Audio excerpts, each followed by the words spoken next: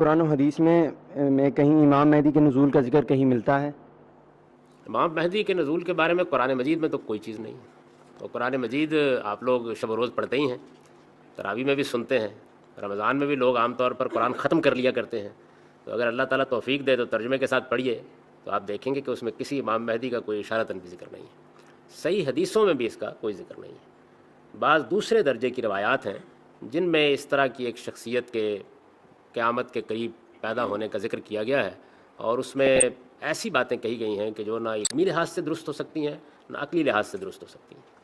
اس موضوع پر بھی بہت سے لوگوں نے بہت اچھی چیزیں اس زمانے میں لکھ دی ہیں. اگر آپ ان کا مطالعہ کریں گے تو یہ واضح ہو جائے گا کہ یہ محض ایک افسانہ ہے جو مسلمانوں کے مابین افسوس یہ ہے کہ بہت رائج کر دیا گیا، اور اب وہ اسی انتظار میں بیٹھے ہوئے ہیں کہ کوئی امام مہدی آئے گا اور ان کو اس ادبار سے نکال کر ایک مرتبہ پھر ان کی خلافت دنیا میں قائم کر دے گا.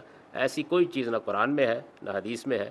بلکہ میرا رجحان اس معاملے میں یہ ہے، ابھی مجھے اس پر کام کرنا ہے. انشاءاللہ میں ایمانیات پر جب کام کروں گا تو اس پر بھی کام کروں گا.